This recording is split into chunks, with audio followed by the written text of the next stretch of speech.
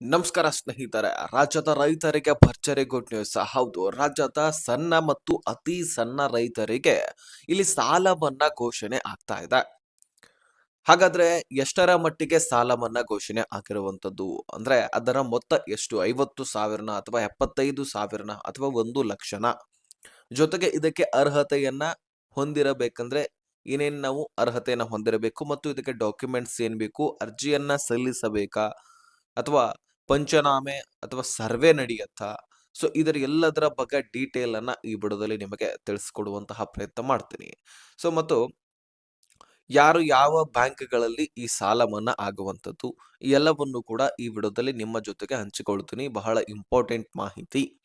ಸಣ್ಣ ಮತ್ತು ಅತಿ ಸಣ್ಣ ರೈತರು ನೀವಾಗಿದ್ರೆ ಕೂಡಲೇ ವಿಡಿಯೋಗೆ ಲೈಕ್ ಕೊಟ್ಟು ಚಾನಲ್ಗೆ ಸಬ್ಸ್ಕ್ರೈಬ್ ಮಾಡ್ಕೊಳ್ಳಿ.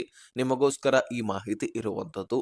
ಸ್ನೇಹಿತರೆ, ರಾಜ್ಯದಲ್ಲಿ 2026 ಹಾಗೂ 27ನೇ ಸಾಲಿನಲ್ಲಿ ಸೊ ನೀವು ನೋಡ್ತಾ ಇದ್ದೀರಿ, ಒಂದು ಕಡೆ ಬರಗಾಲ ಬಿದ್ದಿತ್ತು, ಇನ್ನೊಂದು ಕಡೆ ಈಗ ಮಳೆರಾಯನ ಆರ್ಭಟ ಜೋರಾಗಿಬಿಟ್ಟಿದೆ. ದಕ್ಷಿಣ ಕನ್ನಡ, ಉತ್ತರ ಕನ್ನಡ ಹಾಗೆ ಸಾಕಷ್ಟು ಜಿಲ್ಲೆಗಳಲ್ಲಿ ಕೂಡ ಈಗ ಶಾಲಾ ಕಾಲೇಜುಗಳನ್ನ ರಜೆಯನ್ನ ಘೋಷಣೆ ಮಾಡಲಾಗಿದೆ. ಕೆಲವೊಂದಿಷ್ಟು ಜಿಲ್ಲೆಗಳಲ್ಲಿ ಯೆಲ್ಲೋ ಅಲರ್ಟ್ ಘೋಷಣೆ ಮಾಡಿದ್ರೆ, ಇನ್ನು ಕೆಲವೊಂದಿಷ್ಟು ಜಿಲ್ಲೆಗಳಲ್ಲಿ ಆರೆಂಜ್ ಅಲರ್ಟ್ ಘೋಷಣೆ ಮಾಡಲಾಗಿದೆ. ಸೊ ಇಂತಹ ಸಿಚುವೇಶನ್ ನಲ್ಲಿ ಬೆಳೆಗಳು ಹಾನಿ ಆಗೋದು ಕೂಡ ಇಲ್ಲಿ ಸಂಭವಿಸುತ್ತೆ. ಇನ್ನು ಅದಕ್ಕೂ ಕೂಡ ಅರ್ಜಿಯನ್ನ ಕರೆದಿದ್ದಾರೆ. ಬೆಳೆ ಹಾನಿ ನಿಮ್ಮ ಅಕೌಂಟ್ಗೆ ಬರಬೇಕಂದ್ರೆ ಅದಕ್ಕೆ ಮೊದಲು ನೀವು ಅರ್ಜಿಯನ್ನ ಸಲ್ಲಿಸಬೇಕು. ನಿಮ್ಮ ತಾಲೂಕಿನಲ್ಲಿರ್ತಕ್ಕಂತಹ ಗ್ರಾಮ ಒನ್, ಕರ್ನಾಟಕ ಒನ್, ಬಾಪೂಜಿ ಸೇವಾ ಕೇಂದ್ರಗಳಿಗೂ ಕೂಡ ನೀವು ಹೋಗಿ ಅರ್ಜಿಯನ್ನ ಸಲ್ಲಿಸಬಹುದಾಗಿರುತ್ತೆ. ಇನ್ನು ನಿಮ್ಮ ಬ್ಯಾಂಕ್ ಖಾತೆಗೆ ಸಾಲವನ್ನು ತೀರಿಸಬೇಕಂದ್ರೆ ಏನೇನ್ ನೀವು ಅರ್ಹತೆಯನ್ನ ಹೊಂದಿರಬೇಕು? ಇಲ್ಲ ಒಟ್ಟಾರೆಯಾಗಿ ಸಣ್ಣ ಪುಟ್ಟ ನೀವು ರೈತರಿರ್ಬೇಕಾಗತ್ತೆ. ನಿಮ್ಮ ಹತ್ರ ಪಹಣಿ, ಆಧಾರ್ ಕಾರ್ಡ್, ಬ್ಯಾಂಕ್ ಪಾಸ್ಬುಕ್ ಇರಬೇಕು.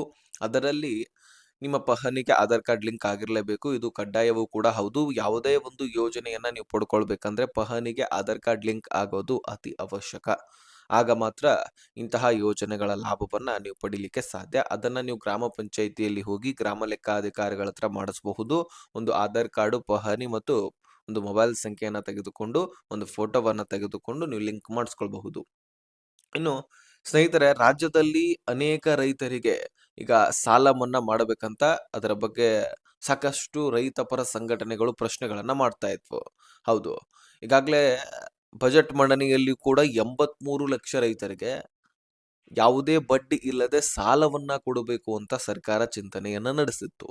ಸಿಎಂ ಸಿದ್ದರಾಮಯ್ಯನವರಾಗಿದ್ದಾಗ ಇದರ ಬಗ್ಗೆ ಬಜೆಟ್ ಮಂಡನೆಯಲ್ಲಿ ಬಹಳ ಸ್ಪಷ್ಟವಾಗಿ ಹೇಳಿದ್ರು. ರಾಜ್ಯದಲ್ಲಿ 83 ಲಕ್ಷ ರೈತರಿಗೆ ನಾವು ಯಾವುದೇ ಬಡ್ಡಿ ಇಲ್ಲದೆ ಸಾಲವನ್ನ ಒದಗಿಸಿ ಕೊಡ್ತೀವಿ ಅಂತ ಹೇಳಿದ್ರು. ಹಾಗಾದ್ರೆ ಆ ಒಂದು ಯೋಜನೆಯನ್ನು ಕೂಡ ಈಗ ಜಾರಿ ತರ್ತಾ ಇದ್ದಾರೆ. ಇಲ್ಲಿ ಅಧಿಕೃತವಾಗಿ ಸಾಲ ಮನ್ನಾ ಘೋಷಣೆ ಆಗಿದ್ದು, ಸ್ನೇಹಿತರೆ, ನಿಮಗೆ 50,000ದಿಂದ 75,000ವರೆಗೂ ಕೂಡ ಸಾಲ ಮನ್ನಾ ಆಗಬಹುದಂತ ಮಾಹಿತಿ ಒದಗಿಸಿ ಕೊಡ್ತಾ ಇದೆ ಸರ್ಕಾರ. ಆದ್ರೆ ಇದಕ್ಕಿಂತ ಒಂದು ಬೆಳೆ ಹಾನಿ ಪರಿಹಾರವೂ ಕೂಡ ಸಿಗ್ತಾ ಇದೆ. ನೀವು ಅಲ್ಲಿ ಕೂಡ ಅರ್ಜಿ ಸಲ್ಲಿಸಿ. ನಾನು ಆಗಲೇ ಹೇಳಿರುವ ಹಾಗೆ ಗ್ರಾಮ ಒನ್, ಕರ್ನಾಟಕ ಒನ್, ಬಾಪೂಜಿ ಸೇವಾ ಕೇಂದ್ರಗಳಿಗೆ ಹೋಗಿ ಅರ್ಜಿ ಸಲ್ಲಿಸಿ. ನೀವು ಯಾವ ಬೆಳೆಯನ್ನ ಬೆಳೆದಿದ್ದೀರಿ ಅದರ ಬಗ್ಗೆ ಮಾಹಿತಿನ ತೆಗೆದುಕೊಳ್ತಾರೆ, ಫ್ರೂಟ್ಸ್ ಐಡಿ ತೆಗೆದುಕೊಳ್ತಾರೆ, ಪಹಣಿ ತೆಗೆದುಕೊಳ್ತಾರೆ ಮತ್ತು ನಿಮ್ಮ ಹೊಲಗದ್ದೆಗಳಿಗೆ ಸಂಬಂಧಿಸಿದಂತ ಕೆಲವು ದಾಖಲಾತಿಗಳನ್ನು ಕೂಡ ಕೇಳಬಹುದು. ಬ್ಯಾಂಕ್ ಖಾತೆಯನ್ನ ಕೇಳ್ತಾರೆ. ಸೊ ಇದನ್ನೆಲ್ಲ ತೆಗೆದುಕೊಂಡು ಅವರು ಅರ್ಜಿಯನ್ನ ಸಲ್ಲಿಸ್ಕೊಡ್ತಾರೆ. ಸೊ ನೀವು ಹೋಗಿ ಅರ್ಜಿಯನ್ನ ಸಲ್ಲಿಸಬಹುದು. ಹೊಲಸಾಳು ನಿಮ್ಮ ಒಂದು ಹೊಲಗಳು ಇದ್ದಿದ್ದೇ ಆದ್ರೆ ನೀವು ಅರ್ಜಿಯನ್ನ ಸಲ್ಲಿಸಬಹುದಾಗಿರುತ್ತೆ ಸ್ನೇಹಿತರೆ. ಯಾವ ಬೆಳೆಯನ್ನ ಬೆಳೆದಿದ್ರೆ ಅದರ ಬಗ್ಗೆನೂ ಕೂಡ ಅವ್ರಿಗೆ ಮಾಹಿತಿಯನ್ನ ಹೇಳ್ಬೇಕಾಗತ್ತೆ. ಇನ್ನು ಇದರ ಜೊತೆಗೆ ಸ್ನೇಹಿತರೆ, ಸೊ ಕೆನರಾ ಬ್ಯಾಂಕ್ ಆಗಿರ್ಲಿ, ಸ್ಟೇಟ್ ಬ್ಯಾಂಕ್ ಆಫ್ ಇಂಡಿಯಾ ಆಗಿರ್ಲಿ, ಯೂನಿಯನ್ ಬ್ಯಾಂಕ್ ಆಗಿರ್ಲಿ, ಕರ್ನಾಟಕ ಒನ್, ಅದೇ ರೀತಿ ಕರ್ನಾಟಕ ಬ್ಯಾಂಕ್ ಆಗಿರ್ಲಿ, ಸಹಕಾರಿ ಬ್ಯಾಂಕ್ ಆಗಿರ್ಲಿ, ಗ್ರಾಮೀಣ ಬ್ಯಾಂಕ್ ಆಗಿರ್ಲಿ, ಸೊಸೈಟಿಗಳಾಗಿರ್ಲಿ, ಸೊ ನೀವು ಸಾಲವನ್ನ ಪಡ್ಕೊಂಡಿದ್ದೆ ಆದ್ರೆ ನಿಮ್ಮ ಸಾಲ ಮನ್ನಾ ಆಗುವಂತಹ ಸಾಧ್ಯತೆ ಇದೆ. ಸೊ ಇದು ಕನ್ಫರ್ಮ್, ಖಂಡಿತವಾಗ್ಲೂ ಸಾಲ ಮನ್ನಾ ಆಗತ್ತೆ ಅಂತ ಹೇಳಿಕ್ ಬರೋದಿಲ್ಲ. ಸಾಲ ಮನ್ನಾ ಮಾಡಬಹುದಾದಂತಹ ಸಾಧ್ಯತೆಗಳು ಇದ್ದಾವೆ. ಅದರ ಬಗ್ಗೆ ಡಿ ಕೆ ಶಿವಕುಮಾರ್ ಅವರು ಇನ್ನೂ ಸಚಿವ ಸಂಪುಟ ಸಭೆಯಲ್ಲಿ ಚರ್ಚೆ ಮಾಡಿಲ್ಲ. ಇದ್ರ ಬಗ್ಗೆ ರೈತ ಪರ ಸಂಘಟನೆಗಳು ಒಂದು ಇದ್ರ ಬಗ್ಗೆ ಚರ್ಚೆ ಮಾಡ್ತಿದ್ದಾವೆ. ಸಾಲ ಮನ್ನಾ ಆಗಲೇಬೇಕಂತ ಹೇಳ್ಬಿಟ್ಟು ಬಹಳಷ್ಟು ಕಡೆ ಗಮನ ಹರಿಸುವಂತಹ ಕೆಲಸಗಳನ್ನು ಕೂಡ ಮಾಡಿದ್ದಾರೆ. ಡಿ ಕೆ ಶಿವಕುಮಾರ್ ಅವರ ಗಮನಕ್ಕೂ ಕೂಡ ತಂದಿದ್ದಾರೆ. ಹಾಗಾಗಿ ಡಿ ಕೆ ಶಿವಕುಮಾರ್ ಅವರು ಇದ್ರ ಬಗ್ಗೆ ಚರ್ಚೆ ಮಾಡಲೇಬೇಕಾದಂತಹ ಅನಿವಾರ್ಯತೆ ಬಂದುಬಿಟ್ಟಿದೆ. ರೈತರ ಒಂದು ಶಕ್ತಿ ಸರ್ಕಾರಕ್ಕೆ ಬೇಕೇ ಬೇಕು. ರೈತ ಬೆಳೆದಿರ್ಲಿಕ್ಕಂದ್ರೆ ಏನ್ ಮಾಡ್ತೀವಿ ನಾವು? ರೈತ ಬೆಳೆದಿರ್ತಕ್ಕಂತಹ ಬೆಳೆಯನ್ನ ತಿಂದು ಬದುಕ್ತಾ ಇರ್ತೀವಿ. ಸೊ ಅವರಿಗೆ ತೊಂದರೆ ಆದಾಗ ಒಂದು ಎಚ್ಚೆತ್ತುಕೊಳ್ಬೇಕಾಗಿರುವಂಥದ್ದು ಸರ್ಕಾರ. ಅದಕ್ಕಾಗಿ ಅವರಿಗೆ ಏನು ತೊಂದರೆ ಆಗಿದೆ ಅದನ್ನ ಸಮಸ್ಯೆಯನ್ನ ಬಗೆಹರಿಸುವಂತಹ ಕೆಲಸವನ್ನ ಇಲ್ಲಿ ರಾಜ್ಯ ಸರ್ಕಾರ ಮಾಡಬೇಕಾಗಿದೆ. ಅದಕ್ಕಾಗಿ ಈಗ ರಾಜ್ಯ ಸರ್ಕಾರ ಅಂದ್ರೆ ಡಿ.ಕೆ. ಶಿವಕುಮಾರ್ ಅವರು ಸಚಿವ ಸಂಪುಟ ಸಭೆಯನ್ನ ಕರೀತಾರೆ. ಆ ಸಚಿವ ಸಂಪುಟ ಸಭೆಯಲ್ಲಿ ಏನ್ ನಿರ್ಧಾರವನ್ನ ಕೈಗೊಳ್ತಾರೋ ಅದ್ರ ಬಗ್ಗೆ ನಾವು ಕಾಯ್ದು ನೋಡಬೇಕಾಗಿದೆ. ಅಲ್ಲಿ ಫೈನಲ್ ಡಿಸಿಷನ್ ಆಗುವಂತದ್ದು. ಒಂದು ನಿಮ್ಗೆ ಹೇಳ್ತೀನಿ, ಬೆಳೆ ಹಾನಿ ಪರಿಹಾರವಂತೂ ಸಿಕ್ಕೇ ಸಿಗತ್ತೆ. ಅದು ಅರ್ಜಿ ಕೂಡ ಪ್ರಾರಂಭವಾಗಿದೆ. ನೀವು ಅರ್ಜಿ ಸಲ್ಲಿಸಬಹುದು. ಆದ್ರೆ ಸಾಲ ಮನ್ನಾದರ ಬಗ್ಗೆ ಕನ್ಫರ್ಮ್ ಡೀಟೇಲ್ಸ್ ಎಲ್ಲಿಯೂ ಕೂಡ ಸಿಕ್ಕಿಲ್ಲ. ಅಂದ್ರೆ ಅದರ ಬಗ್ಗೆ ಡೆಸಿಷನ್ ಇನ್ನೂ ಕೂಡ ಪೆಂಡಿಂಗ್ ಇದೆ. ಆಗುವಂತಹ ಸಾಧ್ಯತೆ ಇದೆ ಮಾತ್ರ. ಆದ್ರೆ 83 ಲಕ್ಷ ರೈತರಿಗೆ ರಾಜ್ಯದಲ್ಲಿ ನಿಮಗೆ ಯಾವುದೇ ಬಡ್ಡಿ ಇಲ್ಲದೆ ಸಾಲವನ್ನ ಕೊಡುವಂಥದ್ದು. ಸುಮಾರು 50,000ದಿಂದ 1,00,000ದವರೆಗೂ ಕೂಡ ಸಾಲವನ್ನ ಕೊಡ್ತಾರೆ. ಅದನ್ನ ಸರಿಯಾಗಿ ಮರುಪಾವತಿ ನೀವು ಮಾಡಿದ್ದೆ ಆದ್ರೆ ಇನ್ನೂ ಹೆಚ್ಚಿನ ಸಾಲವನ್ನ ನಿಮಗೆ ಒದಗಿಸಿ ಕೊಡ್ತಾರೆ. ಅದರಿಂದ ಮತ್ತಷ್ಟು ನೀವು ಪ್ರಯೋಜನವನ್ನ ಪಡ್ಕೊಳ್ಬಹುದು. ಇದನ್ನ ಸರ್ಕಾರಕ್ಕೆ ಹೇಗಂದ್ರೆ ಇದರದ ತೊಂದರೆ ಆಗೋದಿಲ್ಲ. ದುಡ್ಡಿನ ಕೊರತೆಯೂ ಕೂಡ ಆಗೋದಿಲ್ಲ. ಅಂದ್ರೆ ಈಗ ನಿಮಗೆ ₹1,00,000 ಕೊಡ್ತಪ್ಪ ಅಂದ್ರೆ, ಅದನ್ನ ಇಂತಿಷ್ಟು ತಿಂಗಳ ಒಳಗಾಗಿ ನೀವು ಕಟ್ಟಬೇಕು. ನಮಗ್ ಬಡ್ಡಿನೇ ಕೊಡಬೇಡಿ ಅಂತ ಹೇಳಿರುತ್ತೆ. ಯಾವುದೇ ಬಡ್ಡಿ ಇಲ್ಲದೆ ಸಾಲವನ್ನ ಒದಗಿಸಿ ಕೊಡುತ್ತೆ.